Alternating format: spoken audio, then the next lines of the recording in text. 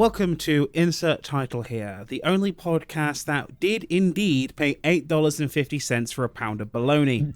My name is Adam, also known as Technical Cake Mix, and today we decided we just want to talk about food for a little tiny bit. The guy who decided that topic right here is Devon. Devon, who the hell are you again? Hi, I'm the voice actor guy in the podcast. I don't know why we still introduce ourselves on every episode, because if you're 40-something episodes deep, you should probably know who we are by now. Just assume we got new people every episode. That's true. Speaking of new people... not a derision from number 3. Speaking of new people, here's our third host. He will introduce himself. Hi, I'm Flyer. Sometimes I stream on Twitch.tv. Most of the time, I'm here. Most of the time. Most of the time. Who the fuck is paying $8 for bologna? A pound of bologna? What? Me. Bro. Consular Lebanon sweet bologna right now is $8.50 a pound at my deli. That's and insane. I hate it! Like, we want to talk about inflation? Look in the deli counter. For a pound of Cooper Sharp right now, it's $7.99. That's insane. I mean, I can't think of the last time I actually bought bologna, if I'm being honest. Like, I pretty regularly. I'm not a big fan of bologna. Because I think it's just one of those things like you grow up eating all the time and you get sick of it. Yeah, but you gotta get good bologna. If you get cheap bologna, you know it. You know what I mean? You're basically getting the unholy fucking meat obelisk you guys love to make jokes about, you know? Yes. Like, no, you gotta get good bologna, something good, smoked, preferably made locally, and like, because you get like the Lebanon sweet bologna, you put it in a pan, you lightly fry it, you take it out, make a grilled cheese, put that bitch in between the slices of your good cheese. When you make your grilled cheese, it will change your life. I guess I'm also aware that I am sounding very Pennsylvania right now. I guess that's like a you guys area sort of thing. That's Northeast, right? Like it's very specific to this part of Pennsylvania, yeah. Okay. Because like around here, I mean, I guess the equivalent for ours would be like Boar's Head, which is. We can get Boar's Head here as well. Yeah, Boar's Head is a national. Is it? thing. Okay, well then I don't know then. Yeah. I never had it in right. Oklahoma, or if we did, I never tried it. But once I moved to Texas and I went to HEB. And if you guys are in Texas listening to this, you know what the fuck is up with HEB. Yes, let's go. That's the first place I tried it was at HEB, and I really ended up liking it. But I've never bought the bologna. I usually get like the Black Forest ham or the Applewood smoked ham from them. But I mean, if they've got bologna, maybe I'll try it sometime. I don't know. I've never had bologna outside of like Oscar Mayer, where the fuck it I mean, yeah, there's your mistake, isn't it? That's kind of like saying, I don't like hot dogs. Any hot dogs you ever eaten are like fucking those disgusting things they boil. Bro. And they, you know what I'm on about. Bro. Oh, God. No, you have... What? Nitrates What's wrong with boiling your dogs? I fucking love hot dogs, okay? Well, I do too, but it has to be a good hot dog. You know what I mean? Like, yes. Like, if you're gonna... look, I love hot dogs. However, like, I made a deal. When me and Liz first moved in here, we were broke as shit. And we were buying like the 99-cent baggies of, Oscar Mayer wieners. We made a deal a couple of years ago where we just don't buy cheap hot dogs anymore. And yeah, they cost a lot more. It's about $4 or $5 for a pack of 9 now. Like, I get it. It's a lot more expensive. That's because it's better quality meat. Exactly. And there's a local brand we found out here called Hippies, which I've not seen outside of like this county, to give you an idea. Mm-hmm. Oh my God, they're so good. You know, you get a good hot dog and you bite into it and it snaps back. Yes. Yeah, that through and through. They are so good. Hell yeah. So very good. I've been watching this video on hot dogs and I got inspired, and I guess I'm just gonna show my whiteness here because, like, bro. So I watched this video on these hot dogs. Nothing to be ashamed about for a good hot dog. No. I watched this video on hot dogs, and the way that they were just going over the hot dogs like throughout the United States. I got about halfway through the video, but the first one they started with was New York hot dogs, and I've never had one, but it was like the dirty water hot dogs, and they get that name because of all of the spices and the different ingredients they toss in the water while it's boiling with the hot dogs. Yeah, because it's more of a brine. Yeah. And I never thought to do that when cooking hot dogs. Like, why didn't I ever throw spices or stuff or anything into it? I'm like, is it because I'm poor? Because I'm like white, or is it because it's also a regional thing? Well, you say that, but the New York hot dog essentially came out of being poor and white, and in an urban scenario where you're surrounded by 17 different cultures all at the same time, and you could just run down a block, get 15 different spices, and throw it into your pot. See, I figured it came from us because, Brett, a lot of the, let's be real, a lot of the white people here are because of us. Sorry about that again. And because back home, they typically, if you get a hot dog or like a fair or like a face or whatever, it will be like that boiled style. And Flyer's right, it's like a brine type thing you pull it out of. But no, that makes sense though, because you got to think you go to like New York City and you can cross how many different cultures in 3 blocks? Yeah, it makes complete sense. Yeah, and according to the little bit of research I just did, hot dogs kind of began their adventure in the United States in New York back in the 1860s. Ah, impressive. That's cool. And well, I just gotta say, I really okay. So the thing I love about the internet and YouTube in general is because sometimes I'll just go on these weird food what's the word? I guess food rabbit hole, and I just like learning how to cook new foods. It's a secret thing, I guess, with me, is that I love to cook. I love to cook for friends and family and people I care about. I never could do it as a job because I don't know what it is, but I don't like cooking for people I don't know, I guess. It might sound weird. Devon, it's not that. It's that people are bastards. That too. And they treat people in food service like shit. That too.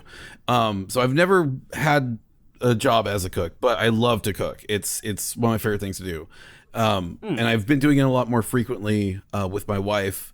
I actually, for Christmas, I am going to make my tomatillo mac and cheese casserole. Should you say this on the recording she might listen to? What? I mean, does she know about this? It's not a surprise. Okay. It's not a surprise. I was asked. I don't know. Yeah. No, I was asked to do it. That's why, I just figured I'd... No, it's not like a secret surprise. Like, I asked her to buy me this stuff for it on Friday while I'm at work. But, I'm going to make that mac and cheese because I learned how to make it, and I really like it. So with that being said, I'm learning how all these different hot dogs are made and how they cook the hot dog, or how they present the hot dog, or what they put on the hot dog, the Chicago hot dogs, or the way that they do it in Jersey or Detroit. It's just looking at all the different locations and how they style their dogs is some of it's never occurred to me before, and it's I want to try all these new things on a food that I really do like, so I don't know. It's just hot dogs are just good. I don't care what anyone says. I mean, yeah, the local chain, I wouldn't say local, but the chain that started in Oklahoma, the one I've talked about before, Sonic, they have a coney, chili cheese coney, one of those kind of hot dogs. Ooh. I will destroy a 1/4 pound foot long. I went to Sonic a couple of times over the last 2 weeks or so, and both times I went because I wanted a hot dog. And those are really good. I know that it's fast food, but I can't think of many other fast food places that sell hot dogs. It's also the ultimate drunk food. Let's be real. Yes. You're sloshed. You're a bit, your sober friend has taken you out to get food to try and sober you up. What do you want? Get a motherfucking hot dog. Yes. Perfect. Mm-hmm. Beer and brats, that bitch dude. with chili on top. Oh. Right. Speaking of drunk or high food though, I got to ask you guys this. So. I'll be right back. Devon, sorry. Is Friendly's a... Oh, sorry. Oh, goodbye. Oh, he's gone. I guess you're telling me now. I'm telling you now. Flyer, Friendly's is a thing in New York, right? I'll be honest. I don't go out a whole lot. I'm going to have to say yes. Fair enough. Sounds familiar. Yeah, it's a chain of diner-style restaurants across the U.S. And I've definitely seen it here in Pennsylvania, across parts of Pennsylvania. I've also seen it in Jersey. So it's safe to assume you probably see it in the tri-state, but All right, yeah, I've seen it. It's best known for the ice cream. Right, yeah. So there's of course grilled food inside, and me and wife doing some holiday shopping today, so got food on our last point, of course. Mm-hmm. And I got a sandwich in there, which the only way I can describe it is if a whole bunch of people had a blunt rotation. It was, I gotta find the exact name for this thing, but I think it was called Doritos chopped cheese. Okay, I'm back. I'm so sorry. Welcome back. Devon, is Friendly's a thing down in Texas? Friendly is fighting game friendlies, or no? No. No. It's an East Coast thing. Yeah, no, okay. I don't. I've never heard of it. So this thing is officially called the Doritos Cool Ranch Chopped Cheeseburger. That sounds amazing. That and it's exactly what it sounds like. yeah, I was about to say that sounds amazing. I want it. They called it a chopped cheese, but I'll be honest, it was definitely ribeye they used for it, which is way more in line with like a cheesesteak, where a chopped cheese would be kind of traditional ground meat, or hamburger, depending on what part of the ocean. There was pepper jack cheese on this thing, a lot of jalapenos, fried onions, and just fistfuls of like Cool Ranch Doritos on a ciabatta roll. And these are all things I like. And I'm like, screw it, I'm gonna order this thing just because I want to see. And like, I gave a review of it to a friend of ours on Twitter. Shout out to Jason. And the way I described it was, it's like Mr. Ribeye, Mr. Dorito, Mr. Ciabatta, and Mr. Pepper Jack had a blunt rotation. Like, that's the only way. It was so good, but I'm like, who came up with this? Like, there is no... You cannot tell me somebody sober came up with this damn sandwich. Like, geez, it was good. It was good, but bloody hell. No, it does not sound like a sober man sandwich. Absolutely not. I mean, Jesus Christ, I'm glad I tried it to say I've had it, but like, holy crap-oli, you know? Mm-hmm. Look, I'll be real. The only real experience that I've had at Friendly's is back when I was a younger kid. My uncle lived like a block away from one. Yeah. And when he would come over, he would get like you know that watermelon like ice cream roll looking thing. Yeah, the watermelon roll. Yeah, that. He would bring one of those. Oh, that's a good move from the uncle. And I have not seen one of those in like 15 years. Yeah, they kind of cut back on their locations. Like, this is like even before COVID, you know, this is like 2016, 17, they started cutting back. It was, that's my only memory of Friendly's is that watermelon roll. Yeah, it's bizarre. Just thinking about like, because Friendly's has always been like the same menu for as far as I can remember, you know? Like, I can't remember them experimenting with it. Like, see, Friendly's has the same and as I said, I have no experience with it past like 10 years ago. Yeah. It's basically just an Applebee's. Not really. It's nowhere near as dim or depressing as an Applebee's. Like, Friendly's like it's sit-down food, but it wants to be in and out. It's closer to like a family diner type of vibe, you know? So like a Denny's. Yeah, that's it. Yeah, Denny's is probably the closest vibe to it. It's not as cheap as Denny's, but, you know. Like, is anything truly? This is true. I do quite like Denny's. I hate to admit that. Which I think a lot of my UK compatriots back home wondering, what the hell's a Denny's? And I'm like, listen, the Grand Slam must be respected at all times. Mm-hmm. I think Weatherspoons is the king of breakfast platters. Is Little Chef still a thing back home? Here's the thing. I don't think there's any Little Chefs open. Oh, I don't want to talk too much at length at Denny's, but like, I used to eat at Denny's like all the time after work back when I was working at Walmart with my friends, because we just go there because it's open late, and it was often more like cheaper than IHOP. And yeah, I was gonna say and it's just like we kind of like going there instead, just because we like the vibe more. I mean, at IHOP it felt like they wanted us to get in and then fucking leave. You know, it's like who else is? Yeah. You're not gonna get swarmed at 11 at night. Come on, guys. That's what I have seen a Denny's get swarmed that late before. Me and the wife went to one about a year ago now. Went there it was late-ish, I'll say about 8:30, 9-ish by the time we got in there, and we're like, oh, it should be dead. And I think as we were leaving, like, and there was like a football team that was going cross-country, that kind of crashed in with like 30, 40 people. Oh, God. And there was 3 night staff on, you could tell they're like, oh my God. I bet they made their tips that night, Jesus. They better have. I'm just glad that we were leaving as that was coming in. We're like, oh my God. Oh, yeah. You know what? You make a good point.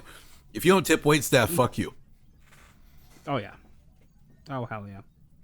But anyway, back to the food discussion. I mean, still on the food discussion. Yeah.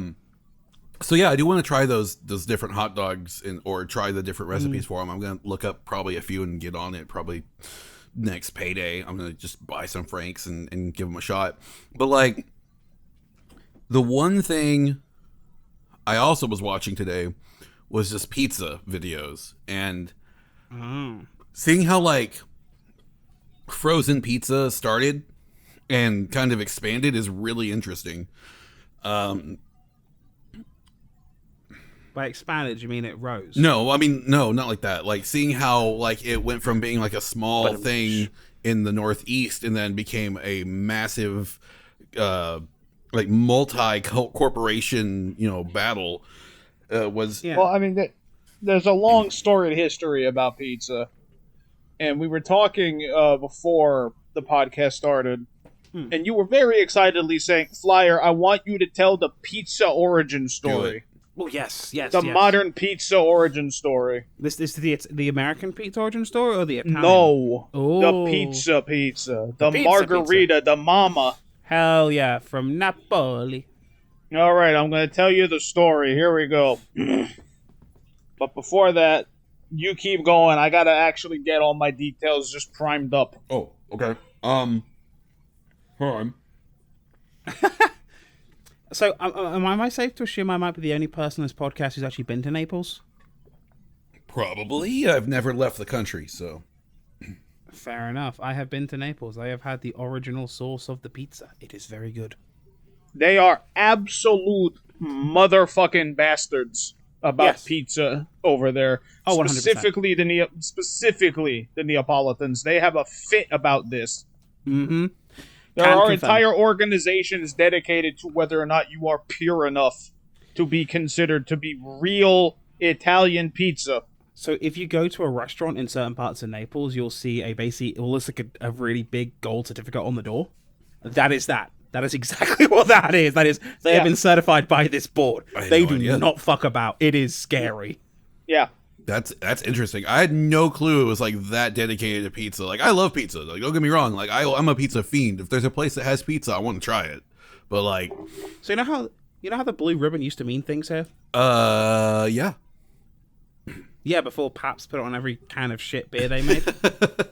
No, yeah. Yeah, that's the level we're talking about. Wow. Okay. Consider me interested because I really am interested now in just how dedicated they are to their pizza creation and just quality in general. But whenever you're ready, Flyer. I'm sorry, I don't know if you have all your stuff ready. But all right, I got it. I'm set up now. Okay, great. So tell us. All right. I need you to imagine it is 1889. Okay. Mamma mia, it's 1889 okay, Adam, in Napoli. No, you can't. Okay. It is 1889 in Naples. The King of Italy, Umberto I, is tired of always eating French food because, at the time, French cuisine was considered the height of cooking in Europe. And unfortunately, despite being the King of Italy, his chefs, predictably, were French cooks, or they had learned French cuisine. And he's like, I'm tired of this shit. We're going out for dinner tonight, honey. So they go out. And they go to a place called Pizzeria Brandy.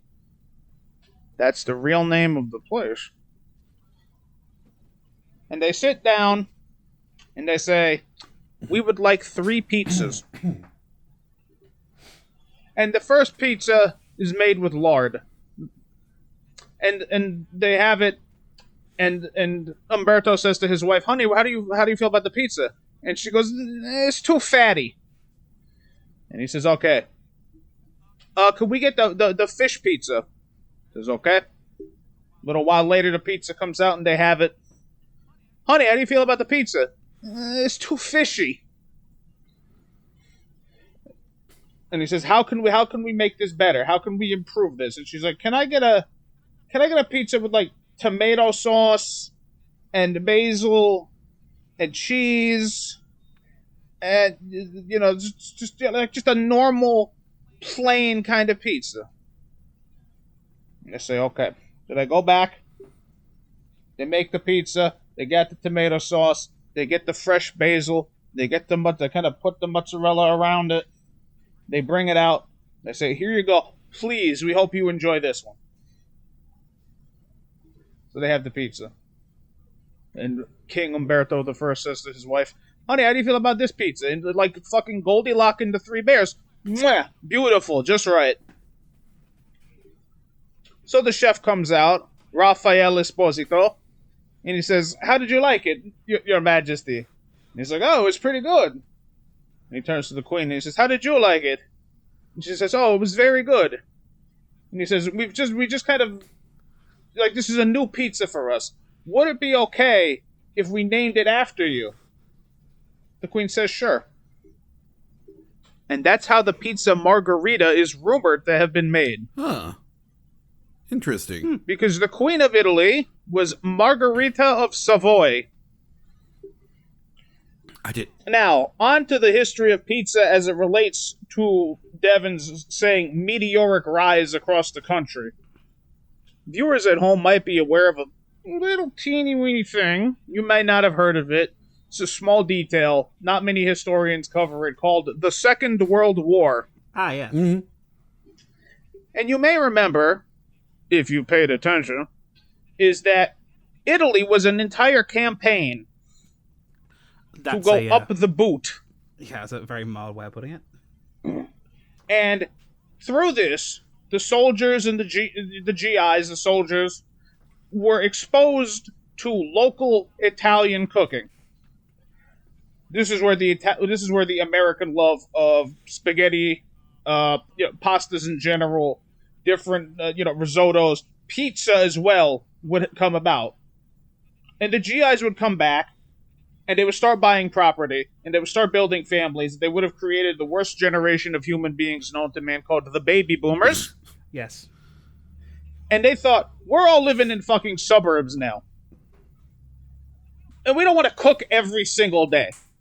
Right? We'd like to go out to eat every once in a while. But we're all living in the suburbs, and there's no goddamn restaurants around here. It's the 1950s. No one has figured out what to do. Add to this, the Italian, I hate to use the word, but it's the only one I can think of, diaspora, following the rise of Mussolini and all of this. And they come to the realization that the GIs, who have come back from the Second World War and have built families and built homes and all this stuff, have acquired a taste for Italian cooking. So somewhere in New York, and I don't remember the exact name of the first New York pizzeria, but it still exists, it still stands, the first American pizzeria was born, and it offered delivery. And as you may imagine, people were real hyped about this. And eventually the idea would spread across the United States. I won't go into the whole history of it, but in the 1800s, the Irish and the Italians would come over in droves, and they would be persecuted beyond acceptable measures. And they finally realized that their local cuisines, their local skills, the things involved in making Italian restaurants what they would become now, were suddenly in demand. And thus, the concept of takeout in general, delivery, takeout in general, would come about in the 1950s and the 1960s. On the West Coast, and I think also the East, you would see the rise of, like, Chinese takeout. And that would also happen following the, I hate to use the word again because it has a very specific meaning, the Chinese diaspora following the rise of Mao Zedong. I remember also reading about it, like, during the Korean War as well. A large number Yeah, of Chinese them as well. Everybody that's basically had to flee a country and ended up in the United States ended up offering delivery. Huh. That's interesting. Same thing would happen with South American cuisines, Argentinian, Cuban, Colombian, things like that would happen in, the wake of the South American civil wars and all the rise of communism, all this shit. Yeah, because wasn't it? I remember a large chunk of it. I was reading something about this recently with what was the name of the Peruvian dictator? Not the Chilean. Sorry, Chilean. Don't ask me. I'm uncultured. Yeah, Pinochet. I remember reading about, like, the rise of, like, Chilean food, particularly in, like, California and because parts of Texas. when you have persecuted groups who ultimately end up in areas that are unfamiliar to them, food is a universal way of getting through to another person.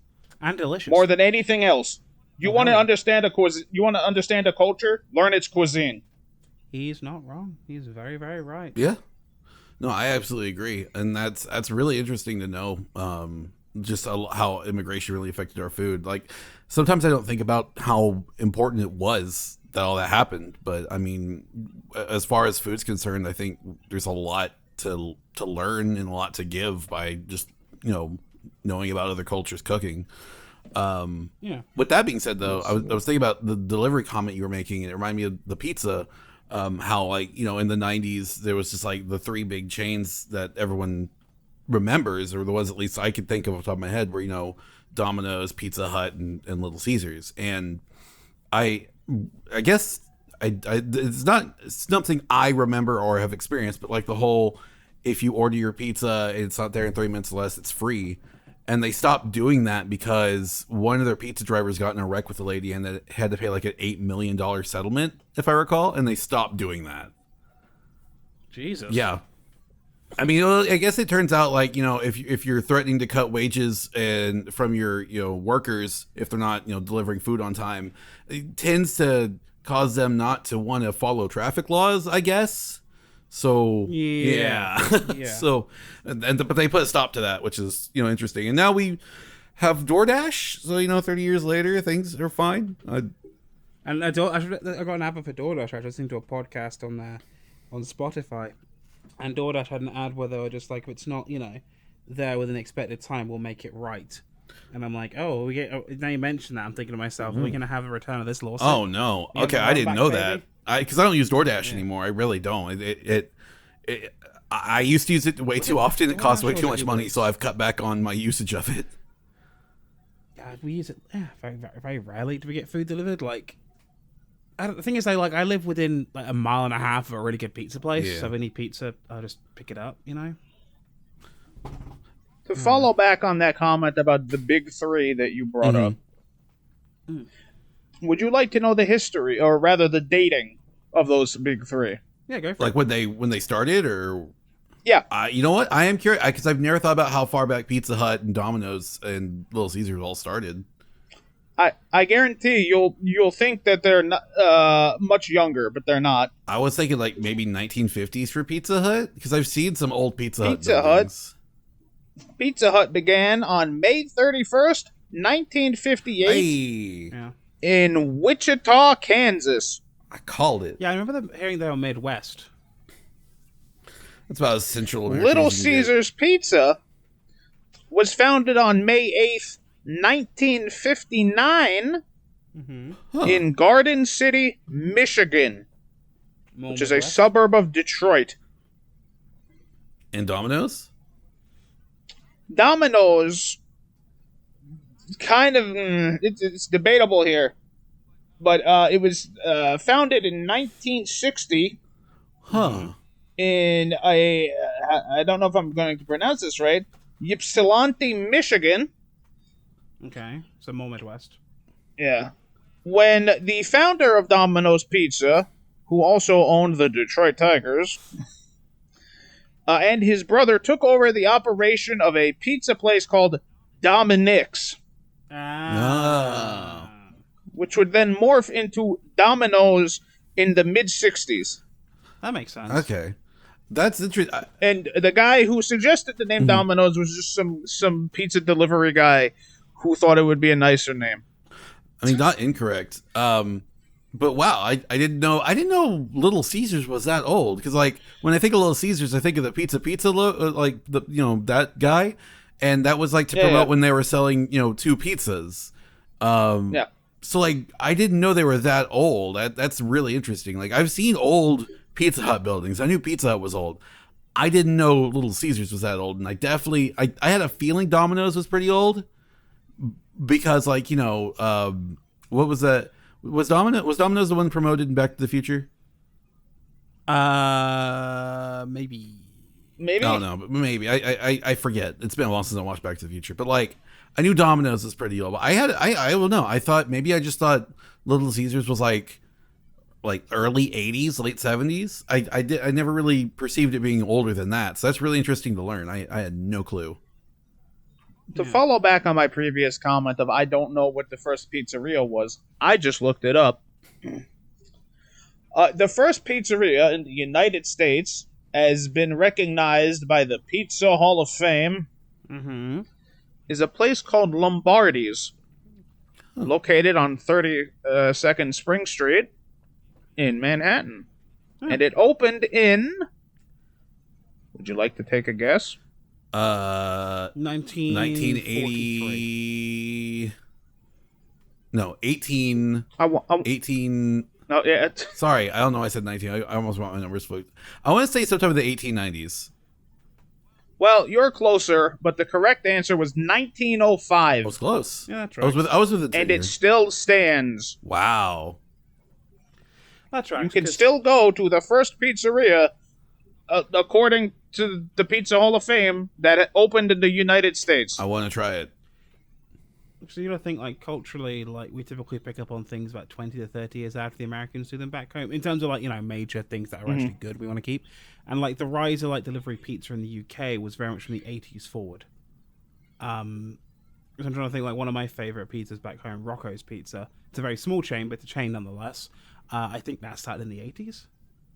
There's a pizza chain down in Texas that I really do like. I'm not sure how far it goes, but I do like Pizza Patron, because they use a lot of Mexican spices and different, like, ways of cooking in their pizza, and it's a different taste for sure. It's different from, like, the other pizzas I've had, so I kind of like it when I'm in the mood for like a Mexican pizza fusion. But, like, for sure though, there's other pizza places I like more than that. Yeah. But I don't know. I just think I just have a good history with pizza, because every Sunday when I was a kid after church, we'd go to Mazio's Pizza, and they just have their buffet, and I would just I'd get like a couple slices of pizza and a salad and just go to town. You know, it's just good memories, I guess. I just really like pizza. It's one of my favorite foods. It's up there with hot dogs. I mean, So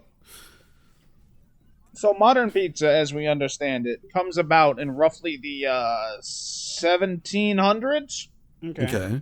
But the word pizza was first recorded in, like, 997 AD. Wow. Yeah, that tracks. But we know that in Sardinia, they found bread that had been baked roughly 7,000 years ago. Huh. It tracks. That's really interesting. Food has such a... As far as I understand, I know that an early example of pizza that I kind of remember hearing about, I want to say, was in the 7 to 500 BC range, and it was the Persians. And what they would do is they would use their shields to bake. Like, they'd use them as, like, bake trays, kind of. And they would make flatbreads, and they would put cheese and dates on top of it. I mean, you make do with what you got. An educational episode. Yeah. I'm really liking this history of pizza, you know. Welcome to the insert pizza here. Right?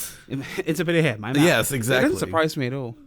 If you would like to hear a more intelligent person discuss this, consider looking at the Tasting History channel on YouTube, hosted by Max Miller, and he does an episode on pizza from a recipe that dates to the Renaissance. Ooh. That's interesting. We also have proof that pizza was used in legal contracts. Wait, what? I mean, I paid someone on pizza before, but that's a new one. Well, one that we had, I don't remember how old it is, but there was a contract drawn up between I want to say it was like a bishop or a cardinal, and a local farmer in Italy. And the cardinal, bishop, whatever he was, I'll just say priest. The priest owned, like, a mill, right? There was a mill on his land. Okay. And in exchange for using the mill, the priest said, "You owe me a dozen pizzas on Easter and Christmas, and I'll let you use the mill, like, the whole year round, but you gotta pay me back." Fair enough. That's fair. And we know that the word pizza was employed in this contract.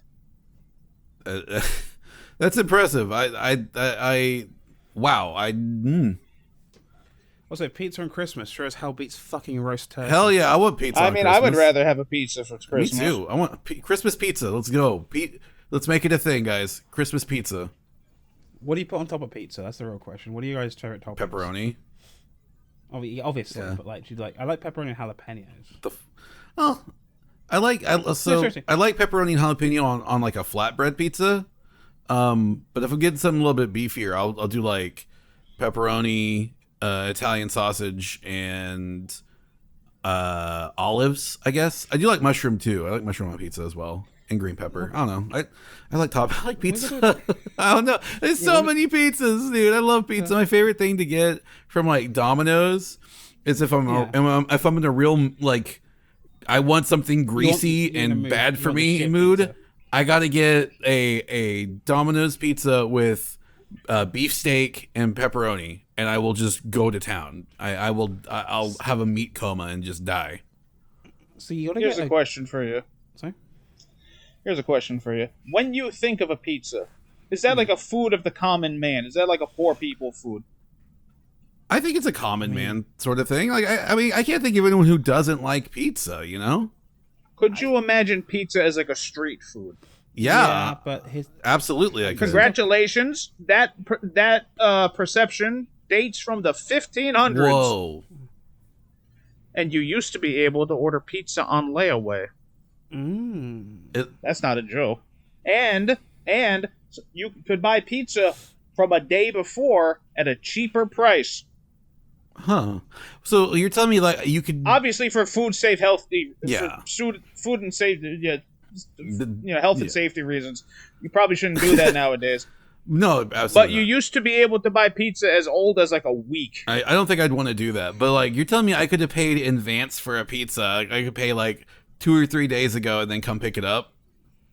Yeah. That's pizza on layaway. That's crazy. I mean, like I know like paying for a pizza in advance is obviously something everybody does, but like layaway pizza is just so fun. Like it's like, man, I feel like I could release a pizza in a week. Here's $20.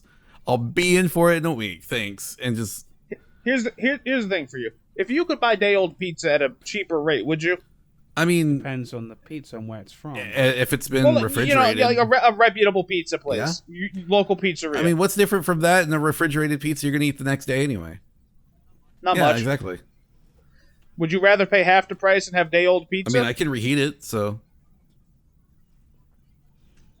These are the real questions that real Italians had to contend with for centuries. I get a real Italian experience today on insert title here. And I love it. Also, as I said, do consider checking out that thing by Max Miller. He's done a lot more research and he's a lot more informative than absolutely. If you learned something about pizza and you want to tell us about it, leave a comment so we can learn about pizza because I love learning and love pizza. Also, if you do to the jalapeno and pepperoni pizza, here's what you got to do. Here's the secret, right? Put the slice of jalapeno on top of the pepperonis. Thank me later. Ooh. Because the fat of the pepperoni will fry the jalapeno. It's very, very good. Trust me. Trust the fat man. I'll try it. He knows what he's talking about when it comes to food. I'll try that next time. I have a pizza with jalapenos, I'll try that. I was gonna say if I had to pick my favorite toppings, I like eggplant on my pizza. Huh. You are so Italian. I've never had eggplant on pizza. No. I'm not saying like regular. I mean like breaded, like actual. Probably mushrooms, some olives. Mushrooms are solid. So you don't go for like a real meaty pizza, do you? I mean, it really depends on the mood. If I'm just I don't care, I'm hungry, I must devour. If I go full Sinistar in a sense, yeah, sure, I'll get pepperoni and like meatballs and sausage and bacon and meat lovers essentially. Meat that shit up. Yeah. But when you're... But on the whole, I do recommend you try eggplant. Eggplant adds a nice bit to it. Eggplant pepperoni is pretty good as a combo. I'll have to try that sometime. I'm curious now. There was a place we used to go to in France when I was a kid, when we used to holiday in France a lot. And I forget what exactly the place was called. But on the pizza, there was indeed like diced eggplant, spinach, pesto, really good mozzarella cheese, and I forget what else, and it was so good. Those both sound really good, and I want to try like pizza from different cultures. That's just I gotta try it sometime. So before we go on about pizza for about 40 minutes, There's a few other things I think I want to talk about today with you guys. One of them being, speaking about what got me into this whole pizza rabbit hole, was old commercials. So I was watching just a couple of videos that are talking about old TV shows and old commercials, and I was thinking just about all the old stuff that, you know, we used to watch and stuff like that. But like, one thing I guess I never got to experience and is old movies. And when I say old movies, I think I mean like the movies that were so bad that they're only something you would see on riff tracks or like someone making fun of them, like Mystery Space Theater 3000. And one that I saw today when I was downstairs with Ale, we were playing Yu-Gi-Oh! And I just had the TV on in the background, was called Space Games, I think it's called. And Space Games? Space Games. It's like a 1993 movie, I think, if I read it right. So it came out 30 years ago, give or take. And it is so bad. It, like, the effects are bad. The story is bad. The acting is bad. The character design is bad. Like, it's just bad. And then I think about like how many of these movies exist that I will never watch. And I just wonder, how do these things happen? Like, okay, was it called Star Games? I think you're right. It might have been Star Games. I think you're. Yeah, I just googled it, and I've got like pictures like a giant floating orb. Let me see. Star Games. Yeah. Okay. 1997. Yes. And the kid calls himself Kirk. Like, it's not his real name, and it's a bad movie. Like Jim Kirk. Yeah, like because he likes watching Star God. Trek. That's one of the characters watches Star Trek in space. Somehow he's able to see Star Trek, but like the movie has like a 1.6 on IMDb, and I'm like, you know what? That's understandable. That's pretty bad. That's. I had the trailer on a mute, and a clown just appeared. That clown? Okay, What? so a fun fact about that clown. The actor for that clown is the guy who voices the dad in Fairly Odd Parents. What the? There's a fucking stop motion dinosaur kind of a wristwatch. There's a fucking. Oh my god! There's. What the hell is this, Devon? Dude, okay, again, I just had it on in the background while we were playing a card game, and this movie popped up, and I was just like, okay. And yeah, the guy who plays the clown is again, it's the guy. No, okay, he doesn't play the dad, or he might play the dad, but he for sure plays Cosmo and Jorgen von Strangle. It's that guy. Oh my god! What the hell is this? This came out in 1997. Yeah, and it looks like it came out way later than that. Way earlier than that. It looks like it came from the 60s. Yeah, that's what I meant. Way earlier. Sorry, I'm dumb. No, he does play the dad. Okay, he does play the dad in Fairly Odd Parents. All right, I just had to double check. So that's the only actor I know from that who I guess survived that film, because I don't know anybody else in that movie. Oh my god. I know that we got off pizza, but I must make a factual correction of a statement. Oh, go ahead. One, the margarita story is legend, as far as everyone understands it, but it's a good origin myth. Yeah. Two, I found the text of the contract. You know, the one where I said the guy had to pay the dude like a dozen pizzas on Christmas and Easter? Yeah. Yeah. It reads more specifically, every year on Christmas Day, you and your heirs must pay us 12 pizzas, and similarly 12 pizzas and a couple of chickens on the day of Holy Easter of Resurrection. So there were a couple of chickens involved too. I mean, I guess the guy was one of those weirdos. But for that said, basically "Hang up on this pizza?" year-round mill usage, now until the perpetual future, that this guy's heirs would owe 24 pizzas and a couple of chickens every year. I mean, fair enough. Seems fair. You got to use that flour for something. Yeah. Mm-hmm. But They're like, do you think he's one of those weirdos who put like an egg on top of his pizza? I want to think about that. I don't know. I've never tried like fried egg on pizza. You see, Could work. you see some people do it. Like it's not a thing I've seen much here where I live. It was a thing you'd see in parts of France, where like they put together a normal pizza, right, as everything as it would be, and then just crack an egg and throw it in like the pizza oven with the egg on top. Look, I know that we don't want to bring it up, but we have. But since we brought it up again, we have to bring up the fact that Brazil pizza is not real. Brazil pizza is not real pizza. No. You know what I'm talking pizza about? de They put Rugal? fucking tire and an entire chicken on top. Oh my god, is that like the pizza Portuguese thingy? I don't know if I'd say Portuguese, but I'm pretty sure that specific place is in Brazil. I'm pretty certain. The one I always think about, yeah. It's the style of pizza is called pizza Portuguese, where they take out the center of it and they put like a dipping in the middle. Why? Yeah, I don't get it. I don't want to get it. I don't want to know. It's like, oh, why? But yeah, this place from this Brazilian restaurant Flyers on about is infamous for taking it a step too far. No, I'm good. Hard pass. Like they'll do the center of the pizza taken out, and inside of it will be like a chocolate chip muffin, you know? No. Or like a No. car tire, or like No. But I get how it came to be, because like traditionally it'll be like a pretty normal pizza on the outside rings, like each section maybe different topping of pizza, and the inside will be like marinara style sauce. You just dip it in and eat like that, you know? So I get how it came to be, but this is definitely someone who's taking the piss. Somebody who's looking for that clout, so to speak, you know? Hate it. You hate it? I hate it. You hate I it. hate it. I strongly dislike it. Ugh. I have found a review from the 1800s from a rather well-known American regarding pizza. Okay.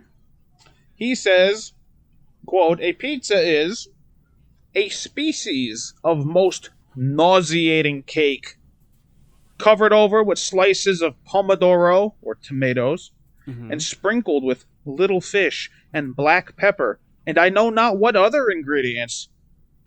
It altogether looks like a piece of bread that had been taken reeking out of the sewer." I take it the man doesn't like sardines. That was Samuel Morse, who was a inventor and painter, and you may know him more from Morse code. Oh. I was Oh. about to ask, is that the same guy? Yeah, same guy. Holy shit. Now, granted, he may have had just a not great pizza. Oh my god. Dude, no, you gotta fucking... You in audience land can't see it, but there's a picture that I'm showing the other two boys here. If you'd like to see it, go type in a Gregory's Pizza Scale.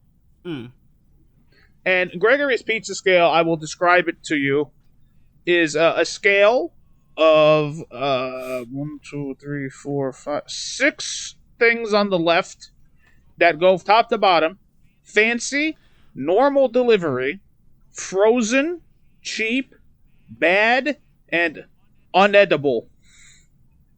Gregory's Pizza Scale states the following: from about let's say 10% down from the top is where a line comes out.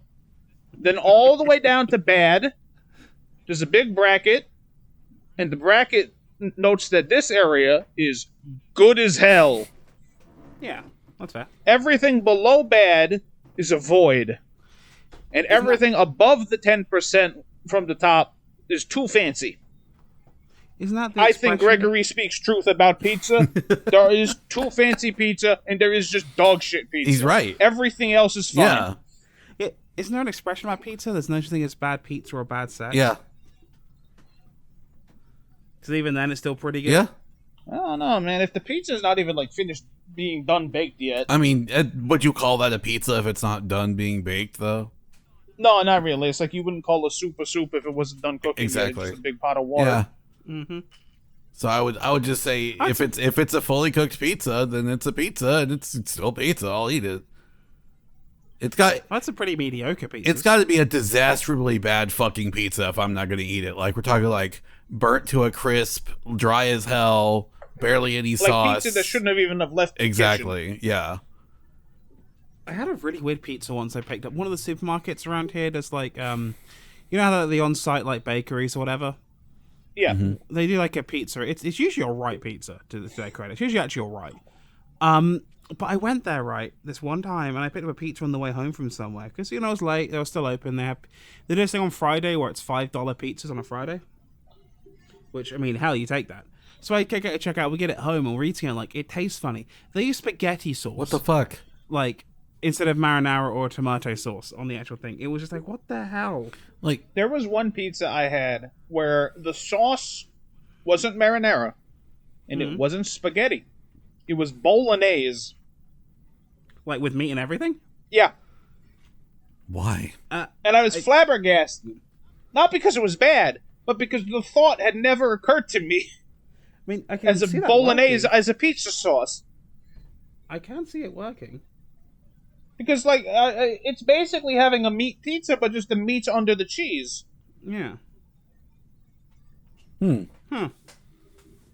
Now, I might have a controversial take, because I have to say something about frozen pizza, that there is a champion among them. Oh, okay. All right. I want to hear this. Fuck talking about old Okay. shitty movies and VHS tapes. We'll get to that later. Hit me. No, yeah, don't worry. We'll circle back around. We'll to get that. back to it. After this, we have to have a discussion about deep dish. I love deep dish pizza. Holy shit. And I know the audience who has only known me for 2 episodes now is going, oh, the fucking New Yorker has a thought on deep dish. Of course he does. I prefer Hold it thin. on.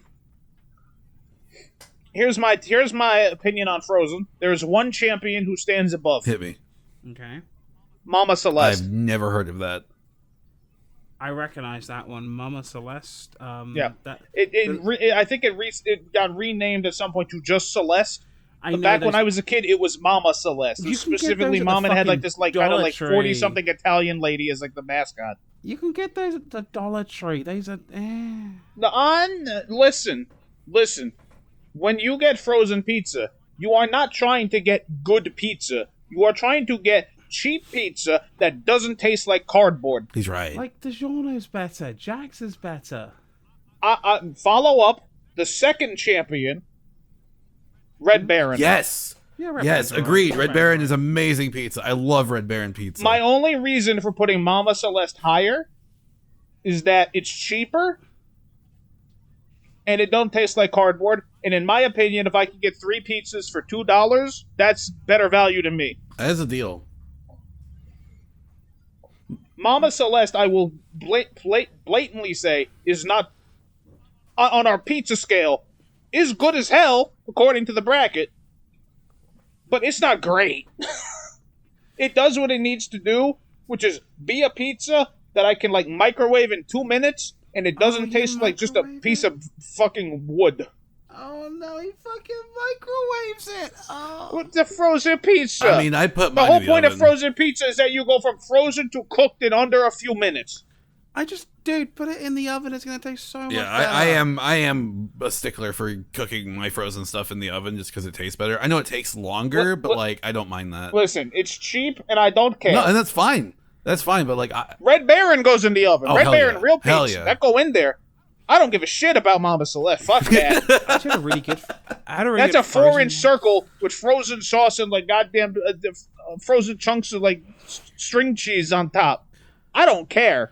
See, I had a I really will good, say it was really interesting learning about how frozen pizza like expanded throughout the United States, like after like the patent was created, and then like all the different food brands got in on it. Like the ones that owned them, like Pillsbury, like they I'm not sure which one they do, but they with their flaky crust, the way that they handled their frozen foods, they were able to make like one of the better ones, quote unquote. Yeah, because frozen pizzas came about in tandem with delivery. Yeah.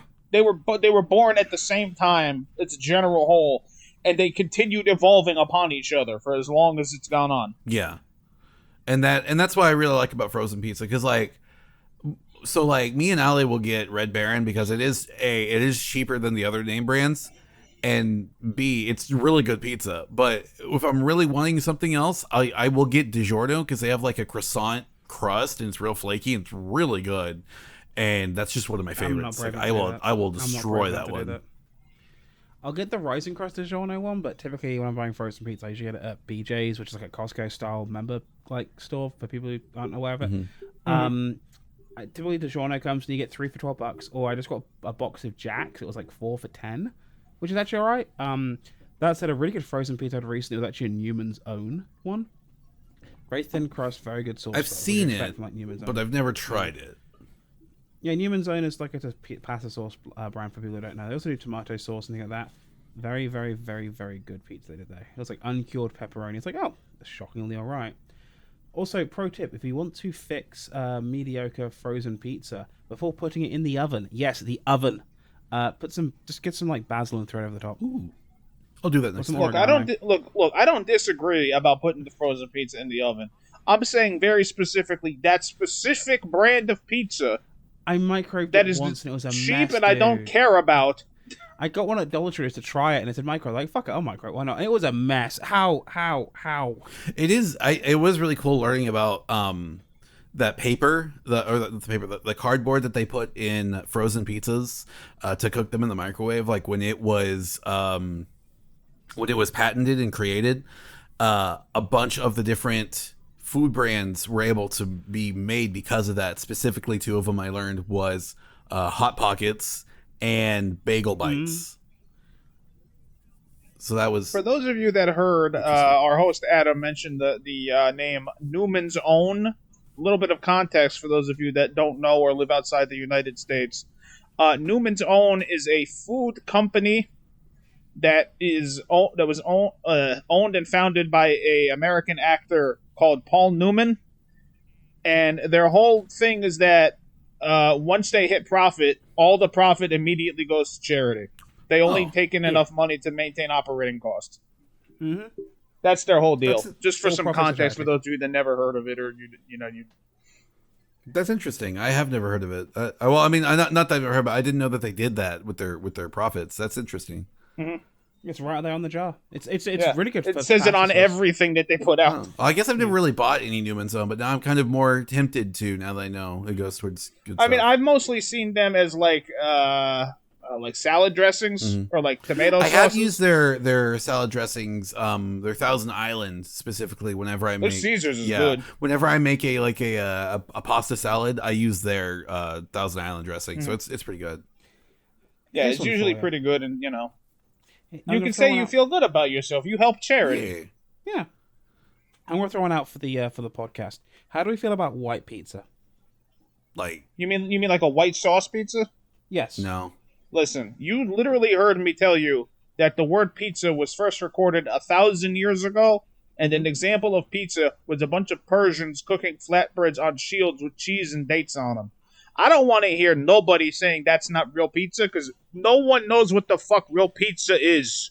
No, It I'm is not an saying it's not real amorphous pizza. blob from the last 1,000 years. I'm just saying, how do we feel about it as a flavor profile? Because I quite like it. I think it's going with like good mask. What's the way that the wife gets it? Chicken She only bacon gets ranch? it, and it's like got the white sauce. And chicken bacon ranch is sometimes, but you know, you do it with the white sauce. I had to ask what cheese on it. It's not mascarpone. When It you might say be- white sauce, you mean like a bechamel type deal? it can be a bechamel type thing, or it can be more of a garlic type sauce, depending on where you let go me see to. here. Hold on, let me see. What does Google Food say about this? Yeah, sometimes you get it, it's Milk, close- salt, pepper, garlic, and okay, so like an Alfredo. Yeah. Some places it's way more garlicky than us. I definitely give it the garlic kick. As a thing, I can't remember if it's mascarpone or ricotta. I think it's ricotta that Liz usually likes on there. You get it like that. A little bit of mozzarella on there, lots and like little piles of the ricotta cheese on there. It's very, very good. Particularly if you get it with full, has to be whole basil leaves. Oh, so good. Okay, I see the difference between Alfredo and white sauce. Yeah, because I go white It's sauce flour. with bechamel. Yeah. You don't really want that on that because the flour-based, sauce will kind of just. Well, yeah, for an Very Alfredo good. because it's supposed to be thin and it's supposed to coat pasta, but you want Yeah. it to be thicker on a pizza so that way it actually sticks and it doesn't just go bleh when you pick it up. Yeah, it's fine. Yeah. I mean, I've had pizzas that use like fucking ranch. Ew. No. I don't understand it, but it wasn't. To follow ranch, Gregory's but no. pizza scale, I have to say it was good as hell. Like Liz got this. I one respect recently. Gregory's pizza scale. It wasn't bad, wasn't too fancy. It was therefore good as hell. She got one recently, right, and it was so good. It was just perfect amount of white sauce, really good amount of cheese, perfect amount of ricotta, and it had like just chunks of like perfectly roasted garlic on it. You know that when it's perfectly roasted, that like you put your teeth into it and it just smushes. Yeah. I Oh, so good. I feel garlic should be a little al dente, not smushy.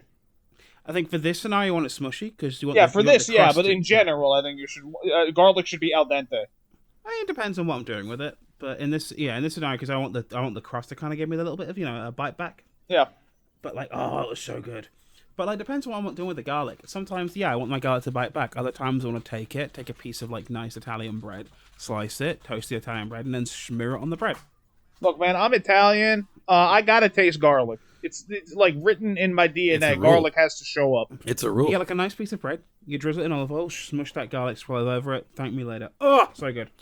I love it. I just ate dinner and I'm hungry. I was in the middle of eating. I still want some more food, but I'm going to wait till we finish recording. Anyway, I guess I think have we talked out pizza? Are we still talking pizza, or we want to? No, we forgot the one pizza that we haven't discussed yet. All right. What's that? Deep dish. Okay, like Chicago deep dish. Yes. Okay. That's the only deep dish I know about. I can genuinely say I have not had a Chicago deep dish pizza. I've had a variation of it, but I feel like it was more of a Detroit style pizza because it was very much bready and had like the sauce and everything on top. But I wouldn't know if that's actually Chicago style. I got it from like BJ's Brewery, which I remember it being really good. But looking at a Chicago deep dish style pizza, and what I had were two very different things. I like deep dish pizzas. I like the thicker pizzas. They're really good. I like the breading. But I have to be in a real mood for one of those. Yeah. My take about deep dish pizza, and we're now at the point where it's the New York man has to say the thing that by legal requirement. I just don't think it's a pizza. I'm gonna agree with Flyer. I have to say it's more of a pie. Yeah, like I've never like had one. like as food classification. Let me clarify this. Deep dish is good as hell, but for me personally, a pizza has to be a thin flatbread that I can fold into a V and take a bite. Personally, to me, that's what pizza is supposed to be. Like I've never had that Chicago style. I've had the Detroit style though, where it's like the big square of bread with the crispy corners. Yeah, that's really good. Oh yeah, I love that. Chicago deep dish is a big circle, and you have pizza dough in it. You throw cheese, and then you put the sauce. I don't know why the sauce goes on top. If you know, please tell me, because I can't figure it out. Honestly, I think with like the one you're on about, Flyer, the original one, it's closer to. Let's be real. It's closer to casserole. Okay, but hold on now. To count, it's like chicken pot pizza. Okay, but judging from what Flyer said earlier, be a good idea. Consider that. Okay, I kind of want to try that. But judging what from Flyer said earlier, the original, first dated, pizza was, or whatever, 1,000 years ago. with the Persians putting, flatbread, dates and flatbread cheese. with cheese and dates on top. So like, I think the keyword is who cares? flat. You can't. There's no fucking legal definition of what is a pizza. In the same way that it's like, oh yeah, you could say what a chowder is. Chowder and stews have things that you can point at and go, that's a thing, that's a thing, that's a thing. Fucking pizza is just nebulous. It's an idea at this point than it is anything like a definable bit. okay, I can see that. So it's one of those fucking all squares are rectangles, not all rectangles are squares. Okay, yeah. You fit in the mold of pizza? I get that. Yeah, you're pizza. Yeah, no, I totally get that there. Okay, so with that being the said, weird Korean ones that got kimchi and sweet corn and all the rest of it on top of it. Yeah, that's a pizza. Okay, it fits the pizza description. I've never had one. Sweet corn actually works pretty good on pizza. I'm not gonna lie. I may have been turned by it by the Asian community. Oh. Okay, I'll have to try that sometime. There's a Chinese place back to where I used to live. They used to give you Chinese pizza. It was just scallion pancakes, right? But it was scallion pancakes, basically made into a big round and cut up. And they always gave it to you with like a dipping sauce that we're pretty sure was just Chinese five spice and soy sauce. Ah, so good. Listen, all right, Mexican pizza, a thing. But I'll tell you what the real Mexican pizza is. Are you ready for this one? I've considered this, I've thought about it, and I know what I'm going to say. Okay. Taco Bell? It's a tostada. A tostada is a Mexican Yeah, pizza. no, I can see that. I love. I mean, it is technically when you think about it, it's a very very. It fits flat all bread. It's a circle. Yeah. It's got cheese. It's got meat. It's got some type of sauce going on. It's a pizza. I can see that. I love tostadas. It fits all It fits all the check marks. Is this a pizza? Yeah, it's not a pizza. What is a pizza if not just a saucier taco? My definition of pizza is more or less the circle doesn't matter. Square cut is fine. Yeah. Is that it has to be like a relatively thin bread forward. Bread has to be a thing. Whether it's cornbread or the tortilla, don't matter. Gotta have that. There's got to be a protein involved. This is the cheese for those of you paying attention. Even if it's vegan cheese, don't care. Gotta be there. A sauce protein, yeah. should be involved. But it's okay if you don't have one. As we said, the Persians had that thing that was just cheese and dates. Cheese is the protein. There must be a topping. Again, cheese qualifies as the topping. Okay. If you have all these things checked off, you are a pizza. Well, okay. Speaking of cheese as a topping, you know what always pissed me off? Okay. So Domino's used to do this thing. I'm not sure if they still do it, but it's like you can get a 2-topping pizza for like a cheaper price, right? Like a medium 2-topping pizza for like what? It's like $5.99 or something like that, which is great. That's awesome. Depends cool. on the coupon.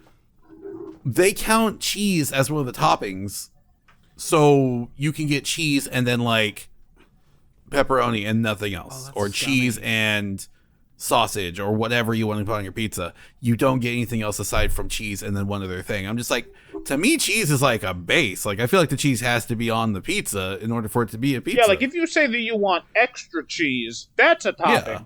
Yeah. Because then you're using one of your toppings to say more cheese. Yeah, exactly. That's scummy. So I was just like, that's scummy. I was like, yeah, that's not right. You know, the cheese is not a topping in this situation. I feel like the cheese is part of what makes a pizza a pizza.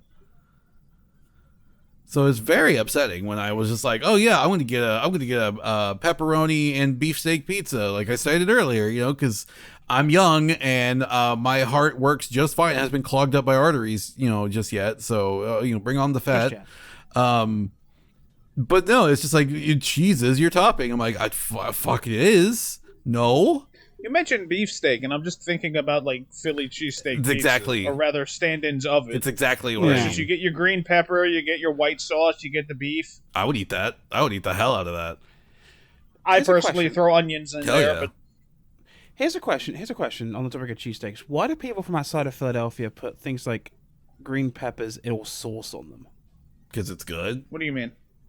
Because, like, here's the deal. You go to Philadelphia, right? And this is from someone who lived in Philadelphia for 5 fucking years. You get a cheesesteak. It will be usually an Amorosa fresh white Italian roll.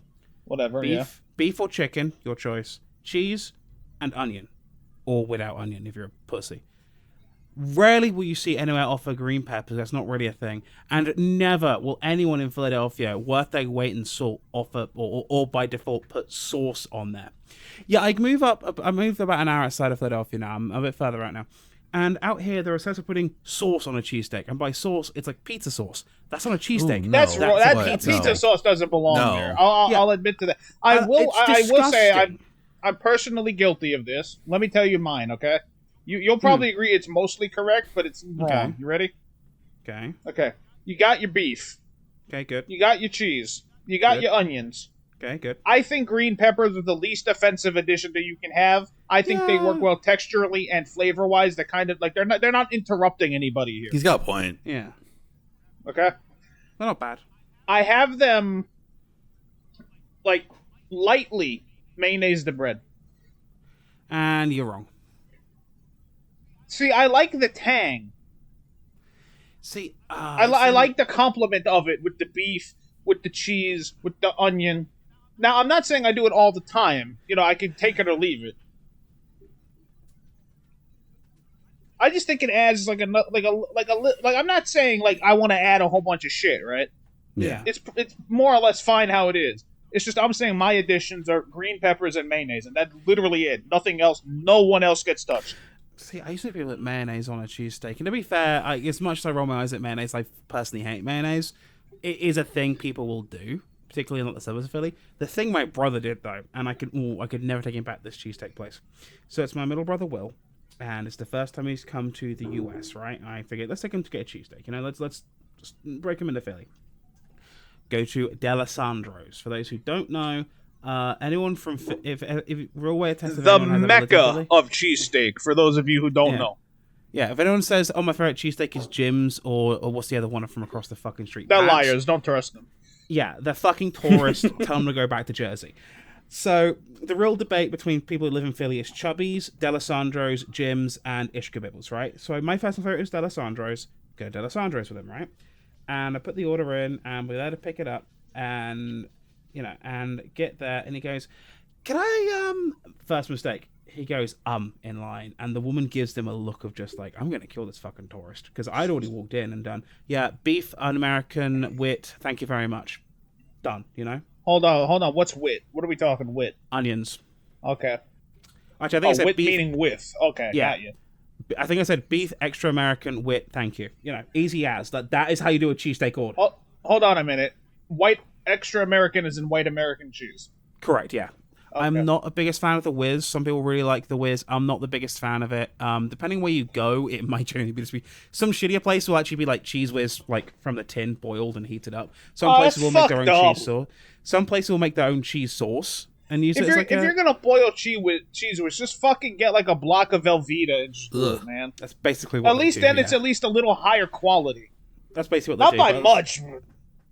What a lot of places will do is they'll basically take like an American type cheese, a Velveeta type thing, and then basically make their own cheese sauce to make a kind of a whiz substitute, which they usually taste better. Yeah. That's fine. That's whatever.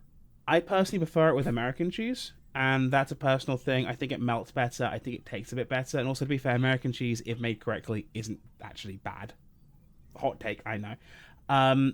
So I do that, and he goes up, and he goes, "Can I get I'm just like, look at him like, Will, I told you, like, oh god, please don't do this. Yeah, can I just get a beef cheesesteak with the I'm like, oh, she's shooting him death rage. She's gonna kill him. With American cheese, please, and can I get that with can I get it with some barbecue sauce?" Oh no. Why would you do this? Those flavors don't work. And I'm looking at him like, oh no. And she's looking at him like, I don't know where you got your fancy foo-foo friend from, but he needs to leave. Now, to their credit, they made this for him. And I paid her and we walked out. And he was like, wow, she was rude. She was giving me death glares the whole time. And I'm thinking to myself, I literally told you how to order a cheesesteak. And if you were not comfortable, I would do it for you before walking into this place. Jesus fucking Christ. Okay, hold on. Make believe you're standing behind me, right? Yeah. And I go up. Yeah. And I say, beef, pepper jack with green bell mayo. Yeah, they do it. I mean, they may raise an eyebrow at the mayo, but it's fine. It's not uncommon to heard of. Yeah, my point here is that mayo and green bells are probably the least offensive thing you could put on. Yeah. Yeah, I mean, some people do. Honestly, you guys are making it's me like milk and coffee. It's like, yeah, okay, you're not taking it black, whatever. But it's you guys are making me want to get like a fucking cheesesteak now. Thanks. Do you know what? I think my biggest achievement up here is still finding a good cheesesteak.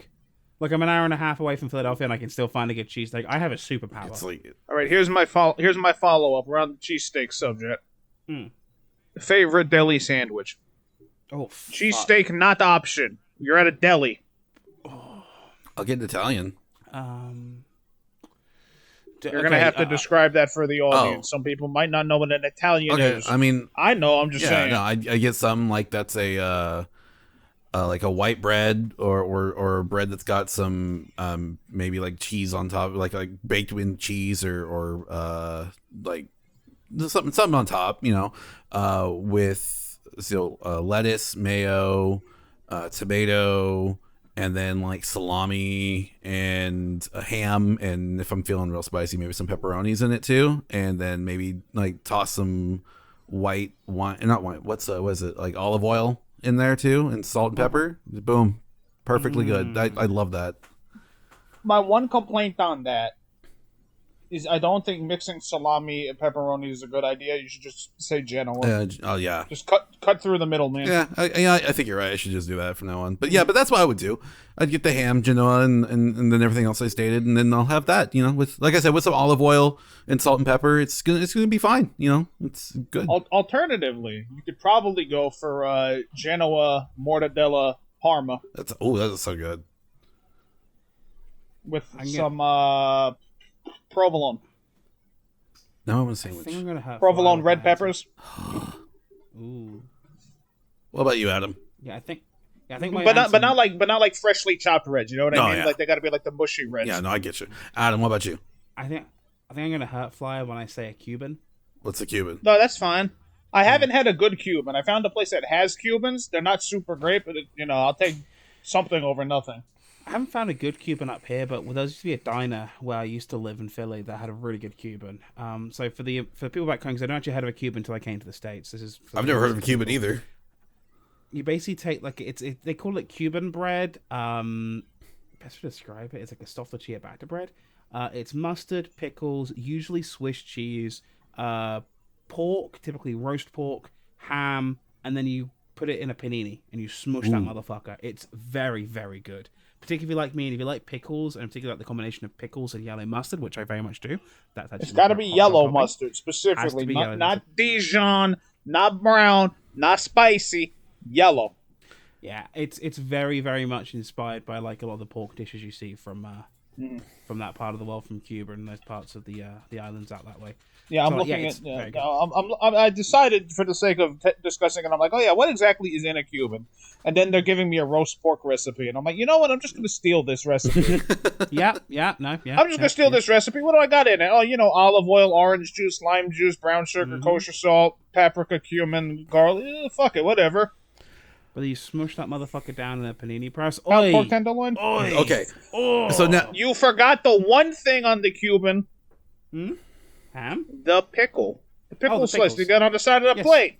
I said I do pickles like the already, pickles. but yeah, You did. You're okay, right. I will say, You can have pickles inside of I it. will say, one of my favorite places to get a sandwich from is McAllister's Deli. Now, I don't know if you guys have ever been to a McAllister's before, or if you've ever tried it. I'm not sure if maybe it's like a South. I don't think it's an Okay, so this is definitely South thing. Okay, cool.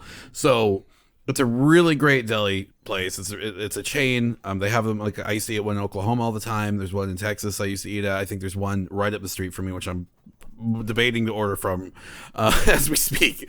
Even though I already ate, I still want it. But they've got two sandwiches out there, and they have a one that's a sweet and smoky chicken, which I really like. It's a seasoned grilled chicken with sharp cheddar and spicy sweet chipotle peach sauce on the toasted ciabatta bread. Yeah. Really great. The other one I really like is the spicy Southwest chicken they have. It's grilled chicken, roasted corn, poblano, and black bean relish, pepper jack, avocado, and chipotle ranch on a toasted jalapeno roll. Both really great sandwiches. It's just so good. I want one right now because we're talking about sandwiches now. We're talking about sandwiches. Fuck. This is a food episode. It started out with me talking about a stoner sandwich from fucking Friendly's, so It's gonna happen. Flyer, what about you? All right, I guess it's time for me to say what mine is. It reigns supreme in kosher delis, despite not being kosher at all. Is it a Reuben? Yeah, it's the Reuben. I love Reuben. Yeah. Ale. For those of you at home that don't know what the Reuben is, it is corned beef, Swiss cheese, sauerkraut, Thousand Island dressing, between 2 slices of rye, and grilled. Oh God. That's it. Nothing else. Sounds so good. And I want to take this moment to say I do not want the Rachel. Don't talk to me about it. The Rachel? What? The Rachel swaps out the corned beef for pastrami Ooh. and the sauerkraut for coleslaw. See, I'm not the biggest fan of corned beef, so I would probably keep the sauerkraut, but swap the corned beef for the pastrami. And I want to, while we're on the subject of deli sandwiches, I have to talk about the king of the delis, the known emperor of this dimension, Katz, Katz, Cats. That's the place in Brooklyn, right? I want to say that's incorrect. I want to say they're in Manhattan. But you can order things from them nationwide, which is psychotic. Let me give you an idea. Where are we? Let's look at Katz's holiday birthday box. Let's take a look at this. Let's take a look. What do we got? You get a pound of pastrami. Jesus. A pound of corned beef. Jesus. Half a loaf of deli rye bread. A pound of Swiss cheese. A quart of sour pickles. A quart of half sour pickles. 8 ounces of mustard. 8 ounces of Reuben dressing, which I assume is Thousand Island or Russian. 8 ounces of sauerkraut. And a package of black and white cookies. That's a lot. How much is that? For let's see here, $130. That's actually not bad when you consider the price. Yeah. For $25 more, you can add a pound of pastrami to this mix, pumping the whole thing up to $160. These guys will just ship you deli meat if you're in the continental United States and Canada. So if you ever woke up one morning and go, you know what I want? You know what I want? I want a pound of tongue. You can get it. So look at their website. God, even if you're in the local area, it's expensive. Like I'm looking at to order a half meat sandwich with matzo ball soup is $22. Jesus Christ, New York is expensive. But you got to remember, I'm going to tell you the year that Katz was established. Would you like to know that one? It's 1888, isn't it? Correct. It is 1888. It is a 124-year-old. No. It's 34-year-old. Yeah, kosher. I may or may not be on their website right now. Yeah. See, I figured I would spell it out for the people who don't know how to write cats, because it is KATZ Cats Deli. Or KATZ if you speak correct English. Slap him. No. You're lucky the pear wiggler isn't nearby. Oh man, I want to try it. I there's so many like big food places that I really want to go to, and I know that whenever I go visit Adam, which we're still trying to work out a date on to go do that, I'm thinking sometime around March, around my birthday or whatever. I want to come up northeast and try these places. Oh my god, they have rugula. Rugula. Rugula. I want to try it. No, ACH. Rugula. Jewish pastries. Oh, I want to try they it. got babka. I want to try all of it. Oh, there's so much stuff I want to try. They got black and white cookies. But yeah, Devon, we'll have to honestly on the way back from the airport, we'll probably stop and get Delisandro. Hella. That's not even a joke. You're gonna have to order for me because I will be jet lagged and I don't know how to order it because I know you've told me how to do it, but I'm bad. And Alish, you think okay, like I could order food no problem, but sometimes I'll go and I'll get and I'll say whatever I want. No, Ale? No, back of the line. No, Ale is. I have to order for her because she takes a while. Like I love her to death. I do. I love my wife to death. But she cannot order food. Make sure you get him black and white cookies. It'll be So Delisandro's post-COVID has actually switched to a hole in the wall operation. Mm-hmm. So you either order through a screen or you phone in an order. And for the record, apparently I always phone and I always order properly. Apparently if you don't, they will hang up on you. What the fuck? So it's Philly, dude. Suck it up. Oh my god. You can't be rude. Yeah, just call back and do it correctly. Like my wife Devon, just threw stuff at me because I said she can't order food sometimes, and I'm not wrong. I love her, but honey, come on. Devon, I think with your wife you're discovering the unofficial catchphrase of Philadelphia. Get bent? No, fuck around and find out.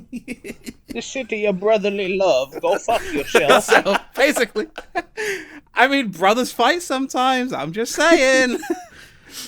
And don't forget, brotherly love is suspended on game day. Yes, that's true. You are supposed to commit Geneva Convention violations on game day, or make jokes about Robert Kraft and his hand jobs. Oh my god! Hey, while we're on the topic of making fun of people, whatever happened to David Dremen, and where is our boy? Yes, Xander has defeated David Draymond in the Lost Zone, but I'm not sure if defeat is the appropriate word. For now, he's being shown unspeakable horrors that show him that everyone he's ever looked up to as a child sucks. Damn, I suck. Well, more like I'm saying he learned recently about Chuck Norris being a big sack of shit. I'm like, yeah, bro, you didn't know that? And he's like, no, I didn't. I have contacted him in the Lost Dimension, by the way. And yeah. Look, if you're cool, you always knew that Bruce Lee was the better guy. Oh, absolutely. Yeah. But that he's... I miss you, Bruce and Brandon.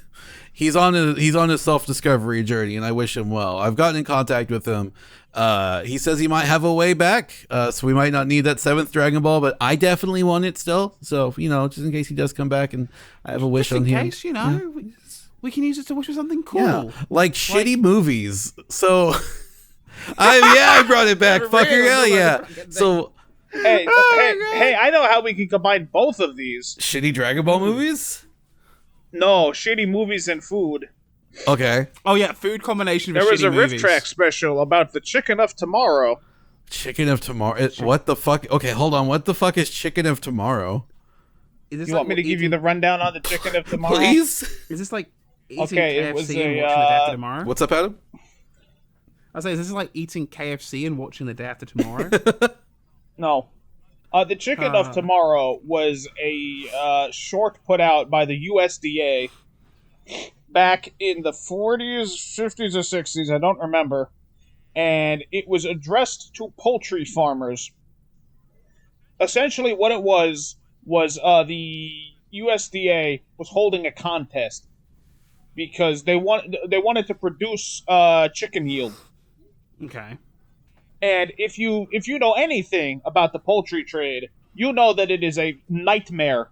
One of the worst things you could ever witness in your entire life. Yes. For example, would you like to guess how old chickens are before they get turned into nuggies? Not even a few days old. No, it's more. It's like 3-4 months. It's very, very young. Let me see if I actually pull it up. Okay, maybe I'm wrong. I know they're chicks and they have their feathers and everything. So I guess about a month or so at least. Yeah. It's actually weird. Let me give you an idea. The average chicken back in 1957 weighed 905 grams. Yeesh. The average chicken of 2005 weighed 4,202 grams. Jesus Christ. Now, for those of you paying attention to the home game, that's nearly a 4 times yield increase. That's huge. Back in 1950, the average chicken was slaughtered after 68 days. In 2008, the average chicken, which as we said weighed 4 times as much, was slaughtered after 47 days. Yep, so I was close to them with like 2.5. A month and a half. Jesus. Now, as I said, the whole point of this was to increase chicken yield. Because consumption of chickens had gone through the roof in the 20th century, and supply was an issue. So if you can produce more chickens that produce more meat, that produce more eggs for roughly the same cost, hey, you just did better as a farmer. Okay. Anyway, the follow-up to this is that Riff Tracks, which, if you heard Devon say the word, Mystery Science Theater again, with the same people. But with the original cast, but not right? the new thing called Mystery Science Theater, which is a whole different thing. This is the original cast of MST3K. Oh shit! Yeah, doing their own bit. Doesn't include the Mads, who are Frank Conniff and Trace Ballou. They have their own thing. I don't remember what it was called. I want to say it involved the words either the Mads or the Bads or something like that. But yes, keep going. Tell us about what you saw on Riff Trash. These awful films. Oh, okay. So so I was watching Star Games, the movie I was telling him about, and how it's like fuck awful, right? And Yeah. it's bad. Like, it's really bad. It's like it's trying to do like a space story, but like it's poorly told, and like the pace is weird. Like, the main kid has diabetes, and he gets mad because his dad, he's like, okay, fun fact. Here's something I think Adam might like. So when it cuts to this kid, the first time you see him, the first thing you see this kid doing, he's playing Doom on his PC. Fuck yeah. Base. So the kid's based. He has a Sega. What was the handheld Sega game? It was not the Nomad, Game Gear. Yes, he had a Sega Game Gear. He's playing Sonic 2, and then he gets chased by a bear. Because it's, well, okay. So let me go back. Skipped all the way to the bear. So like, he has a Sega Game Gear, and his dad's like, "Oh, you're on that game too much," as us parents say back in the old times. Go outside, touch grass, whatever. Who cares? So they're going on a trip, and he's got to have his medicine because he's diabetic. And while they're on this trip, they go outside. They go to the lake, and when they get to the lake, a bear shows up and chases the kid off, and it's a mess watching this kid run from the bear. The parents are freaking out, but the whole time that this is happening, or I guess right before it happens, it's like there's this whole space thing going on where like there's this evil bad guy who is trying to take over this kingdom, who has advanced technology, and the kingdom sends, like, the prince, he's trying to get the prince to get the king to do his bidding, and the king sends the prince off to save him, where the prince takes I was watching this on riff tracks and I was halfway paying attention, so I'm trying to be consistent here, but essentially the kid escapes. He takes his mom's spaceship, he flies off, and he crash lands on Earth. Has a spaceship now? Huh? The kid is a spaceship? No, now? it's a different kid. There's two different kids. You have to watch it. It's bad, okay? It's so bad. And I don't want to spoil how they beat the bad guy because it's so fucking stupid. It's bad, dude. It's so dumb. And I can see why it has a 1.6 on IMDb because it was just so awful. But then it got me thinking, how many more of these bad films just exist that I just have not ever heard of? Like, they were so bad, no one watched them. They were straight to DVD, straight to VHS. No one watched it, and no one talks about them. Like, how many missing films do you think there are? There's a ton of them. And here's the funny thing. So there's a lot of shit that comes out right now at the indie scene, and the reason why is when it comes to a major production studio, right? They usually have the budget to produce, let's be real, maybe 12 to 15 films a year, and they're going to be hella selective over what 12 to 15 they put out, and they're going to be very, very, very careful where they put their money. They're going to research it, say yes, no, maybe buy a script and never use it. They'll go from there. There's a bit of quality control. I hate to say it, but there really is a bit of quality control with these people. When it comes to the indie scene, it's a free-for-all, dude. Someone who can't be told no will just go off and shoot it and raise money themselves, and off they fucking go. And then we wind up with, half a dozen goddamn Krampus horror films that no one wanted. Or Tammy and the T-Rex. Or Slender Man horror films. Look, Tammy and the T-Rex is a fucking classic, and you lay that Oh, okay, all right. That's a banger. That is an actual banger. What were you going to say, Flyer? Please watch Tammy and the T-Rex. Suburban Sasquatch. Suburban Sasquatch. I don't think I've seen that one either. Also known as we did not get permit to film in town, so we went to the woods. Oh my god. Which is the sign of a true indie film. I'm not paid for this permit. Let's record and run. It costs how much to get a permit to film in the city? Fuck that. I'm going to the woods. I mean, I've got to show Flyer Time the T-Rex. I've got to show Flyer Time. We need to. Yes, I love that movie. But speaking of like getting a permit, we were watching Ed Wood, I think, and like, yes, wasn't there a scene where they were recording in town and they're like, "Do you have a permit?" And they like just grabbed all their shit and ran. So yeah, it was they saw a cop coming up and they were just like, "Oh, it's a policeman. We don't have a permit. Run!" Oh my god. See, I think that's very much a thing. I'm pretty sure that happened pretty frequently in early Hollywood or just early filmmaking in general. Oh, all the damn time. All the damn time. And nowadays they just make a green screen set, so I'm going to worry about getting a fucking permit. Dude, I mean, green screens have come a long way, but man, you can still tell when it's a fucking green screen sometimes. And speaking of that, man, modern films use so much special effects. It's just like, I get you're trying to go for fantastical stuff, but like, I don't know, whatever happened to suit design? You know, whatever happened to like having the outfits for these people, or just like practical effects, like watching Tom Savini in that Day of the Dead or the Dawn of the Dead video that you showed us. Watching him, the documentary, watching the documentary and watching him do all the practical effects made me get like a real appreciation for it. And I'm just like, why don't we do that anymore? Like, why it's just all computer generated? I mean, like, is it because it's cheaper? Here, let me tell you a side story that answers your question. Okay. Did you know that I want to say a few months ago, Disney put out a one of their live action remakes of Pinocchio? Oh God. Oh yeah. Did you know that in the movie about puppets, there are none? That doesn't shock me. Do you know why? It's not to pay for a puppeteer, maybe? I don't... Adam, would you like to take a guess why? I'm hazarding a guess because they were all green screened in. Well, yeah, obviously. Obviously, Why didn't they get any puppeteers? Why didn't they get any actual... Because there's no actual actors, it's all digital models, like it was that stupid Lion King, quote unquote. Yeah, obviously that's the case. But why didn't they get any puppeteers? Can you hazard a guess?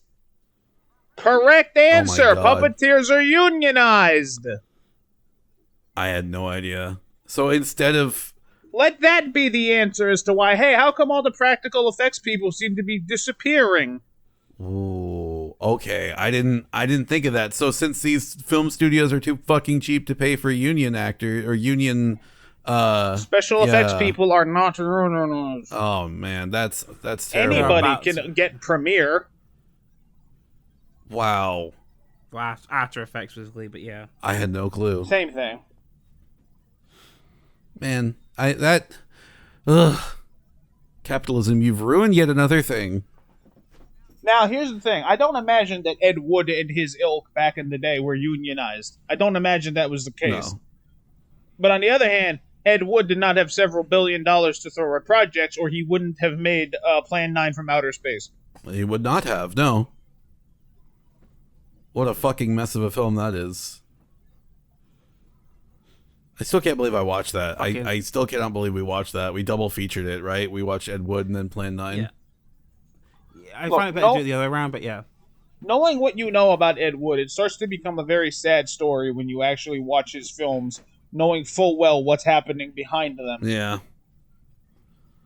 Whew. And how he died as well.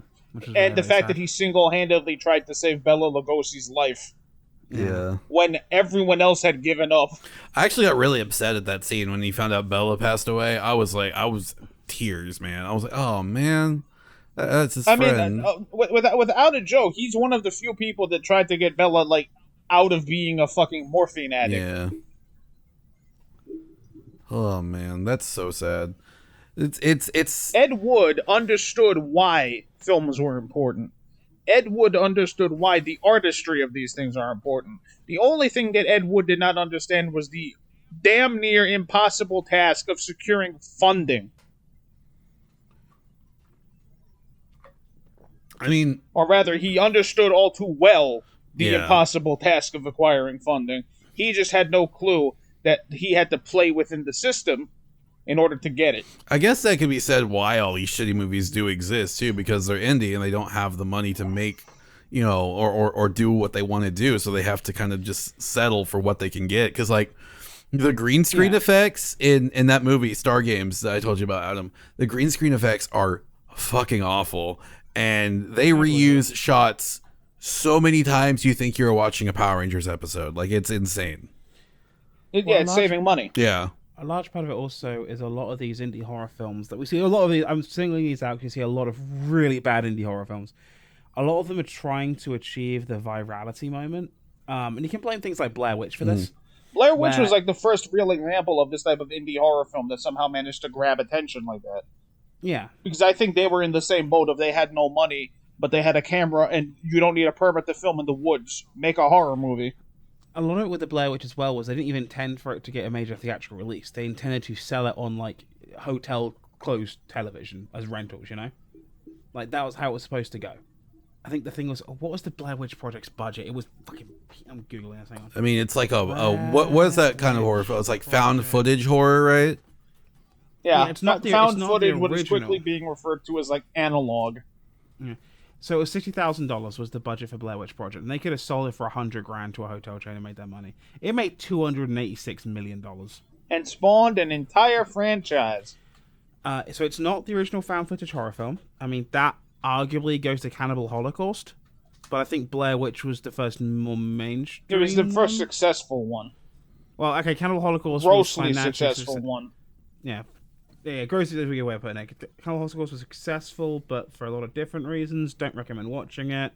A lot of different things. Italian exploitation from the 70s. Gotta love it. But like, it's a lot of them are trying to replicate that Blair Witch virality. A lot of them are also now intentionally having like a bad scene or a bad moment, in the hopes that someone puts it on YouTube and goes, "Oh, look at this fucking thing," and we can thank Tommy Wiseau for that shit. That's a different fucking story. Thank you, Tommy Wiseau and Greg Sestero. I have beef with Tommy. Like, I've read the book, The Disaster Artist, that Greg Sestero made, and it's very interesting seeing the insides of how that movie came to be. And the movie, I watched the movie after reading the book, or no, I read the book before the movie came out, I should say. And the movie pretty much beat for beat follows the book. I mean, there's some things they added for fun, but for the most part, it's just it's really weird. You know, like, where did Tommy get $6 million? How the hell did that happen? The thing that irks me, honestly, about Tommy Wiseau is, and The Room getting, to the level it has, is I hate giving Doug Nostalgia Critic, what the hell his last name is, credit for anything. I really do. Doug but if Walker. It wasn't for thank you. If it wasn't for the fact that, like, Wiseau got butthurt over him doing a review over this film, caused a shit show, caused an internet kind of backlash, and then suddenly backtracked and went, "Oh, actually, it's a comedy," and just started letting people make fun of it. Half out of spite, honestly, for a while there, and then half kind of started leaning into the joke. He wouldn't have this, and I'm just like, you literally intentionally abused a broken copyright system to get your way, had it backfire on you, and then, "Oh, actually, it's a comedy. I was only pretending to be a moron." Like, fuck you, dude. Yeah. I've heard that before. It's called literally anybody who's posted on 4chan. Yeah, like, and I'm just like, ugh, God. And I was only pretending to be an idiot. Sorry, it just irks me to know. No, I mean, that's fine. I'll be honest. Like, yeah, no, that's objectively a shitty thing to do for sure. I'll be real. I had not heard of the Nostalgia Critic until like 2015. And yeah, I remember when this was all going down. Yeah, and because I didn't really ever watch his stuff because I wasn't really YouTube at the time. And I hadn't really watched The Room until my wife got me to watch it, because we were going to watch a movie together. We're going to watch so we were long distance at the time, and this is before Discord was actually like decent and you could like share your screen with people like at a decent rate. And we were still using Skype, and so we were watching. We were going to watch the Princess Bride, I think. Yeah, we were watching Princess Bride together, and we couldn't get it to work over Skype. They're like, "Well, shit, what do we watch instead?" And she's like, "Well, we could watch The Room together." I'm like, "What's The Room?" She's like, "Well, it's on YouTube. You can watch it for free, so we can just start at the same time and watch it." I'm like, "Okay, I'll watch this." So we started watching it together, and holy shit, it's just become like an inside joke with us. It's not, I mean, everyone else knows The Room, everyone's seen The Room, but like between me and her, like we would just like reference like The Room at each other. We'd say the lines at each other, just to make each other laugh. So I have a special place in my heart for that movie. I know it's bad. I know the guy who made it is not a great, and how it found its audience currently, I guess, through Nostalgia Critic or whatever, it sucks. Because everyone involved in that is You know the story. I don't think I gotta jump into that too deep. You made Doug Walker look like a decent human being. Yeah. Like, that's fucking impressive. But Adam throwing shade on the YouTuber. But with that being said, I still like. I haven't watched it in a few years. I would say it's been about 3 or 4 years since I've watched it, but I did enjoy it when I watched it with my wife, and sometimes we'll just reference it or watch it just whenever we're bored, because it's a stupid bad movie. And for that matter, I think it's great to have bad movies and have riff tracks and stuff. Like, I love riffing over movies. Like, I'm not like Mystery Space Theater level of good at it, but I like to imagine that I'm somewhat decent at it. Look, I'm going to paraphrase a little-known author called Alan Moore. Oh, yes. It's important not only to read good books, but to read bad books, so you can understand why what they've done is bad, and not fall into the same pitfalls. By the same logic, it's good to have good movies, but it's also good to watch bad movies, so you can understand what they did wrong to not fall into the same pitfalls. Yeah. Like, if I ever made a movie, I wouldn't have 3 2-minute long sex scenes with characters going in the mic. Here's the thing: if I made a movie, I would know that I probably could not edit it worse than Taken 3 was edited. or the fucking Queen biopic with, like, what, 74 cuts and like a 2-minute or a 1-minute long scene. Yeah. Because the thing with that is, you got to remember, these bad books and these bad movies, they're published. Yeah. They're out there in a movie theater. They're in bookstores. You could probably make a better thing than them. You just haven't yet. Yeah. And it's almost a little empowering to think about, because you're like, oh, I could make something better than this. So go do it. Do it if you're so fucking smart. No, not... I wouldn't phrase it that way. I know. But, I mean... I would phrase it as nut up or shut up. Yeah. Put your money where your mouth is. And on that very oddly optimistic note compared to last week, we were going for an hour and 3/4, gentlemen. Do you want to call it that? Well, there was one thing I wanted to talk about. One last thing, and while I still think it's fresh in everybody's mind, the Game Awards. Oh, fun. So, aside from God of War and Elden Ring winning everything, there was one announcement that I genuinely gave a shit about. Armored Core 6, let's go. Hell yeah. They're like, yeah, no, we know the last time we had a game in this series was 10 years ago. Fuck you, Armored Core 6. They're not rebooting it. They're not calling it something else. It's not like a soft reboot or anything like that. No, man, it's a sequel. We're getting 6th one. Let's go. I'm hype. I love Armored Core. I love making giant robots. I love making giant robots fight. Let's fucking do this shit. Now I'm even more into Gundam now. I was into Armored Core before I was into Gundam, for that matter. Before I was into Gurren Lagann, for that matter. I was into... My first introduction to giant robots was Armored Core, all right? This is my mecha, if you will. So I'm Your mecha, my mecha. Jesus fucking Christ. So, like, bro, I am hype, okay? Because I know I don't like Soulsborne games. I can't stand them. I do not like... Souls players have been eaten too good. Yes. You Soulsborne players have been eaten too good for too long. Fuck you. It's Armored Core City now. You're about to learn a real From game. Listen, we had to live off of scraps. We had to consider Chrome Hounds and Daemon Ex Machina as our stand-ins, and you had an entire genre born. It's our city now. I miss Chrome Hounds. Please, Sega, if you're watching this, bring Chrome Hounds back. I actually did like Daemon Ex Machina too. It's pretty fun. I'm just waiting on them to announce this game, and it turns out it's a Mecha Warrior game, but in terms of like a Soulsborne style gameplay standard, I'm waiting for Devon to piss his No, pants. it won't be like that. It's gonna follow the Armored Core tradition. It better not, or I'm going to show up at Miyazaki's next award ceremony. An animation stunt locked him from behind. Isn't that what that kid did? Oh my god. No, Miyazaki could have backstabbed him, and he chose not to. Presumably because he thought that the kid would lag switch his way out of the backstab and appear behind him to get his own backstab. This happens in real multiplayer. So I wasn't really paying attention. They were streaming it in our Discord call. And I was half watching it for the announcement. I was playing something else at the time.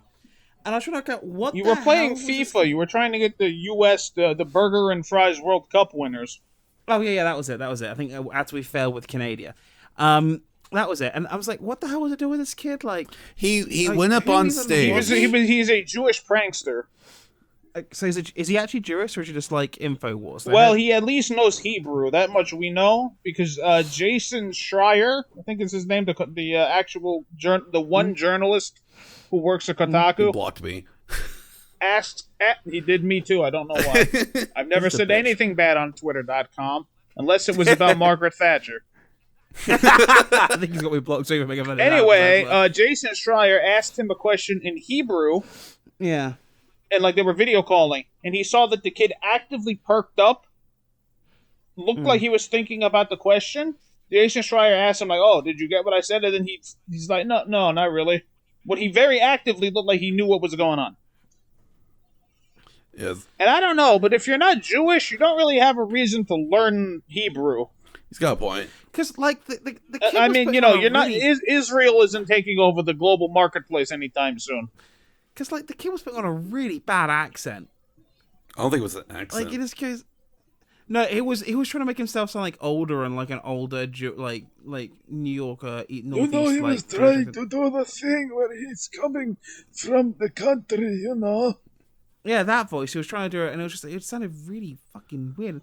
Like, I had no idea what this was until after you guys were like, where's this kid come from? Like, what the fuck kid you want about? Apparently... Go ahead. No, go ahead. Okay. Well, so what was I gonna say? Apparently, from like, there's been conflicting reports about this kid.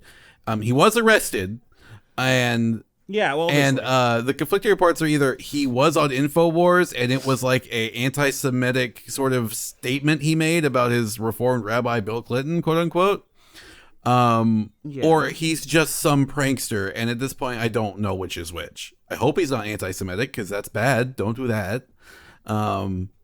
But it's still just weird that the security failed so amazingly and utterly, ridiculously badly that this kid just walked up on stage. Why? Because the kid walked up like he fucking lived there. Well, he got up when they got up. Like, he didn't think to vet the parties that were going up with people. No. Because Miyazaki goes up, his interpreter goes up, Jeff Keighley's head's in the award, and this kid's just there. And... What? See, I was waiting for them to introduce him. It's like, oh yeah, and this is the let me solo her guy. Right? And that didn't happen. I was expecting it to be like, oh, this is our Make-A-Wish kid. You know, we said it. This is Tony. He's fighting. I don't know, stage 7. He's fighting bone cancer. Yeah, he's fighting the Scarlet Rot. He has been afflicted by millennia, and he's been allowed to come here with us. Yeah, I thought it was like that. Like, oh, this is Toby. You know, he's here. He's got the Scarlet Rot. You know, it happens. Yeah. The dog that does 11 million damage per second got at him, and you know how that goes. Yeah, and I'm just kind of like, because I watched the clip back, and I'm just like, who is it? And the second he grabs the microphone, security starts casually walking over, like, what the fuck is this? They start phasing into view. I'm sorry, but just of all the things you could have said, why would you say, I like that this nomination goes out to my Reformed Rabbi? I'd like to nominate this award to my Orthodox Reformed Rabbi Bill Clinton. Like, of all the things you could say... Nominate. I think it was like dedicate. Yeah. I don't think he actually had anything planned, and he realized at that point that he was caught up in what he had just did, and he's like, oh shit. Well, it's just dumb. It's just... Look, you have the world say, you could have said anything, you say that. Like, bro. You could have said fuck the Oscars, have been just real funny. Yeah. But, and then casually win Best Game of the Year award fucking 2 years later. I just still, it's just funny. I feel like the whole Game Awards thing, I know we talked about this last week, but I'm going to jump off this real quick. Well, in the one of the, but it's so funny that the entire Game Awards is just an excuse for, Kojima and Keighley to meet up and then go on a nice date after it's all over. I mean, let's be real. Yeah. We saw the pictures on Twitter afterwards. They were all hanging out. Hold on. Sometimes Reggie is there. Sometimes Reggie's there, as a third wheel. Reggie's in the after party. And Kojima seems to be more excited to be with Reggie than to be with Jeff. But no, it's just He's like, oh, I know Reggie. I've seen a Nintendo.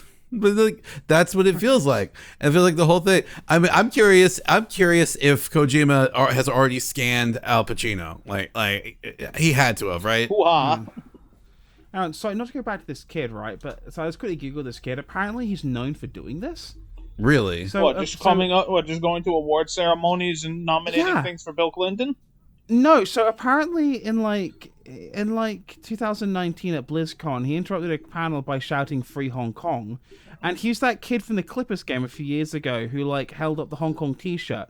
Oh, the so camera had to suddenly cut away from. So he's big quotes, funny.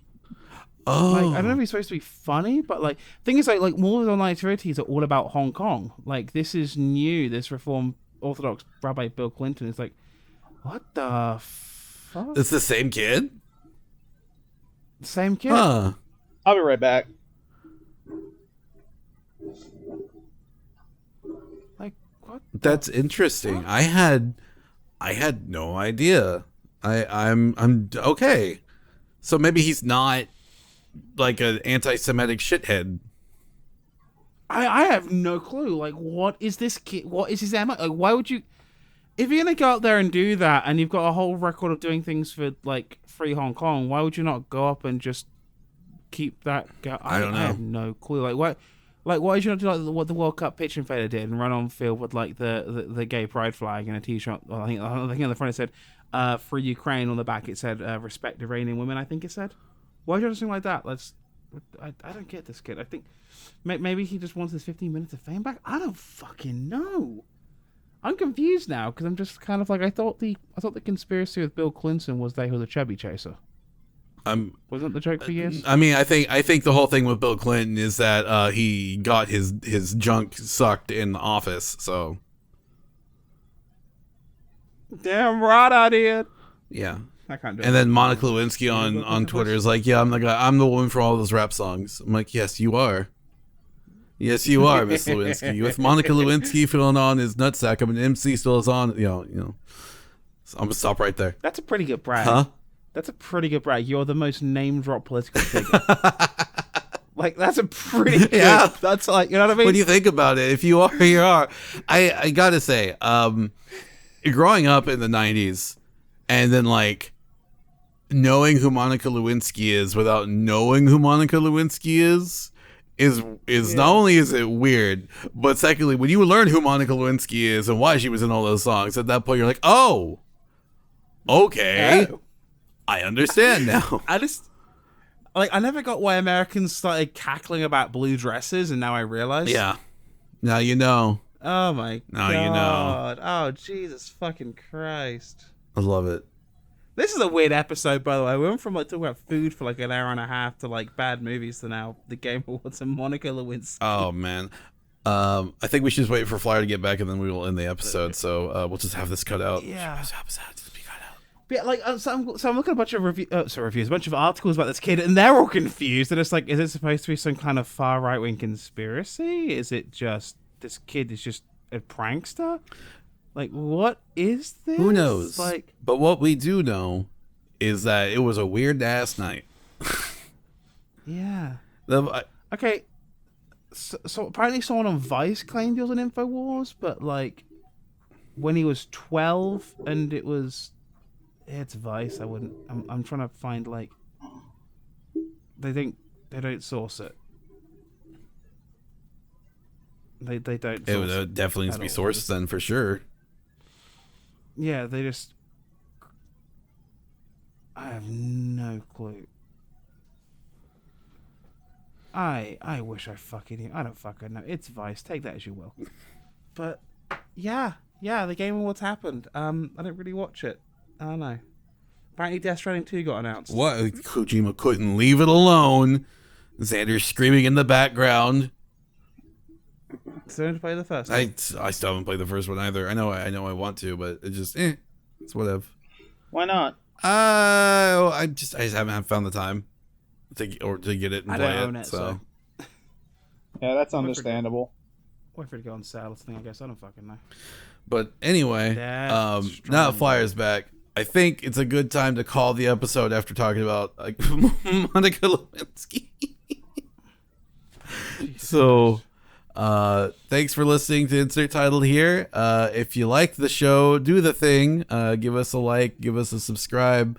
Tell your friends about Ring that us. bell. Yeah, ring that bell. The algorithm likes it when you like us. Share us with your friends. Share us with your mom. Yeah. Share us with your dad. Share us with your dad's girlfriend. You know the one. You don't talk about her because you'll get in trouble, but you know. Yeah. If you liked what Adam, That's a home wrecking note. if you liked what Adam talked about, go watch him on Technical Cake Mix. If you liked Flyer, give him a watch on his Twitch channel. It's twitch.tv/Flyer3232. I don't get the URL. No, everyone knows it's Technical Cake Mix, you stupid fuck. YouTube.com. It's in the links are in the description below. If you liked what I was talking about, I am streaming again, currently streaming a really hard Pokemon Emerald game. Come give it a watch sometime. We have the amazing Torkoal named Youlean. We love him and we cherish him. I miss you, Egghead. I miss you, Egghead. I miss you, Youlean. You are the best. But anyways, bye. Bye. Bye.